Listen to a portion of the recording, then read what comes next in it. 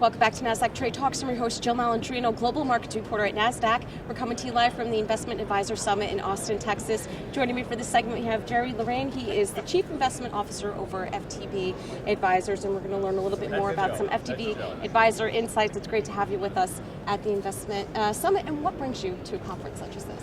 We're here to celebrate the success of one of our advisors who is named Investment Advisor, Essential Advisor of the Year. Well, that's very good news. Now, the Essential Advisor Program, what is that? Why is it important to your wealth management business? It's become central to our overall program.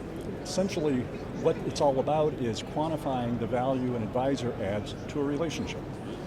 All right.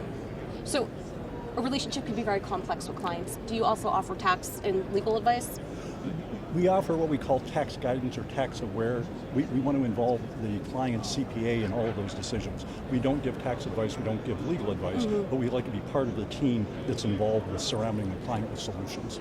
All right, now given the risk factors that exist in the markets today, what's some of the advice that you're giving to advisory clients right now? What we're trying to focus on right now is avoiding the volatility that's associated with the day-to-day gyrations of the market. The talking heads on TV are inclined to, try to jar you into doing something you're probably going to regret. So our philosophy is if you take a long view, we're planning for 10 and 20 years down the line. It doesn't really matter what happened on the evening news. It really doesn't matter what the Fed did at their particular meeting today. What matters is having that long view and the right financial plan to get you to your goals and objectives. Yeah, if you look at the volatile December, look at that on a 10-year chart, it's just a blip on the radar, so it completely lends to what you're saying about long-termism. Exactly. Imagine how you would feel today if you sold out everything in December. Yeah, exactly. So what's your approach to investing when it comes to socially responsible principles? Because that's another hot topic within the industry. Socially responsible investing is definitely emerging as a hot topic. The difficult thing with socially responsible investing is that it means something different to everybody.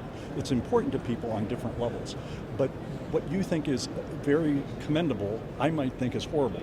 So the first thing to do is to make sure that you understand what it is your client's trying to achieve with their socially responsible goals and objectives. One of the things that's interesting is that the industry is trying to agree on some definitions, and to that end, the United Nations has offered some principles for responsible investing. They've got thousands of signatories to that, and we're trying to decide whether or not that's the right approach to take. All right, and let's wrap up here and talk about the future of the advisory business. How concerned are you about robo-advising? Robo-advising is interesting. It's technology, and technology has certainly had the ability to disintermediate professionals in the past. But I think if you think about things like H&R Block or do-it-yourself, it's like you're probably not going to build your own house. You're probably going to hire a contractor to help you with that. And we think that there's always going to be a role for an advisor, a human being to play, particularly as relationships get more complex.